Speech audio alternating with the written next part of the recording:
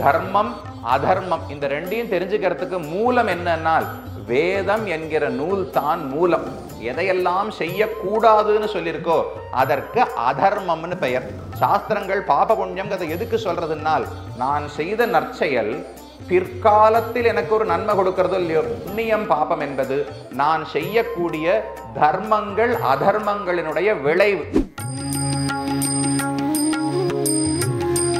தர்மம் அதர்மம் இந்த ரெண்டையும் தெரிஞ்சுக்கிறதுக்கு மூலம் என்னன்னால் வேதம் என்கிற நூல் தான் மூலம். அதை கொண்டுதான் இதெல்லாம் நான் பண்ண வேண்டிய காரியங்கள்னு தெரிஞ்சுக்கலாம், இதெல்லாம் நான் பண்ணக்கூடாத செயல்கள்னு தெரிஞ்சுக்கலாம். வேதத்தில் நான் எதையெல்லாம் செய்ய வேண்டும்னு சொல்லியிருக்கோ அதற்கு தர்மம்னு பெயர்.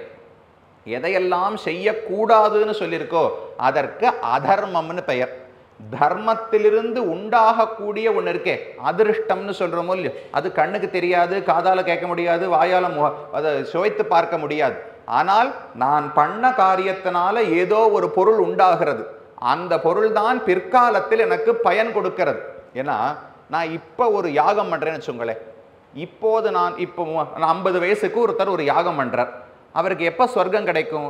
70 வயசுக்கு இந்த உடலை விடும்போது தான் ஸ்வர்க்கம் கிடைக்கும். அப்போ நடுவில் 20 வயசுக்கு யார் இதை பண்ணி கொடுக்கறது? 50 வயசுக்கு ஒரு யாகம் பண்ணேன்னா, இப்போ ஒரு மருந்து சாப்பிட்டேன்னு வச்சுங்களேன், அந்த மருந்து உடனடியாக நம்முடைய உடலிலே ஒரு மாற்றத்தை ஏற்படுத்தும். இப்போ மருந்து சாப்பிடுங்க, முடிஞ்சு போயிடும். அது 20 வருஷம் கழிச்சு உங்களுக்கு நன்மை பண்ணும்னா யாரான்னு நம்புவோமா? இல்லை சாமி, அது ஏதான உடம்புக்குள்ளேயே உட்கார்ந்துட்டு இருக்குமா? அது என்ன பண்ணும்? எங்கேயானு போய் அது அமர்ந்திருந்து திரும்ப 20 வருஷம் கழிச்சு எனக்கு நல்லது பண்ணுமானால், அதே போல நான் இப்போது செய்யக்கூடிய யாகம் 20-30 வருடங்கள் கழித்து ஸ்வர்க்கம் கொடுக்கும்னு சொன்னால் நேரடியாக தொடர்பே வராது. ஒரு காரணம் காரியம்னு இருந்தா காரணத்துக்கு உடனே அடுத்து காரியம் உண்டாகணும் இல்லையோ.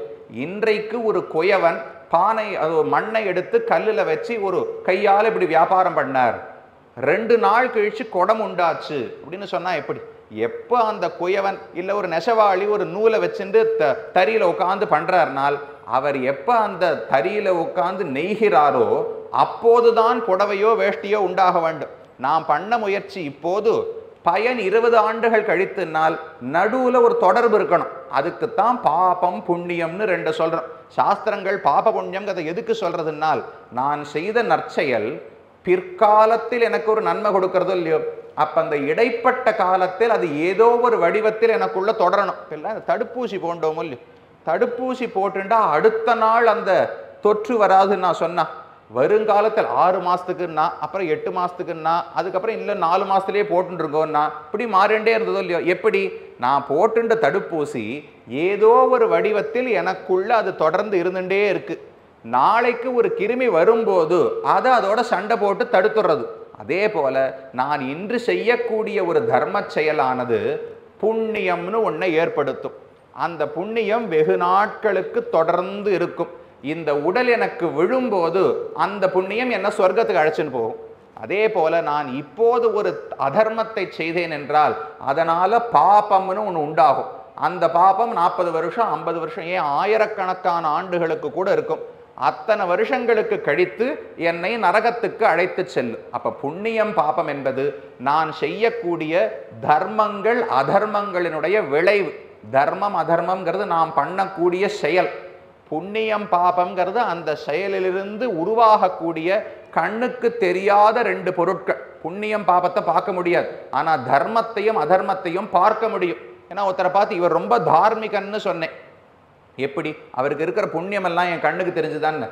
இல்லை சுவாமி, அவர் நிறைய அன்னதானம் பண்றார், கோவிலுக்கு நிறைய வழங்குறார், அவர் நிறைய பேருக்கு கல்விக்கு உதவி பண்றார், தர்ம செயல்களை செய்கிறபடியால் தார்மிகன்னு ஒருத்தரை சொல்றோம்.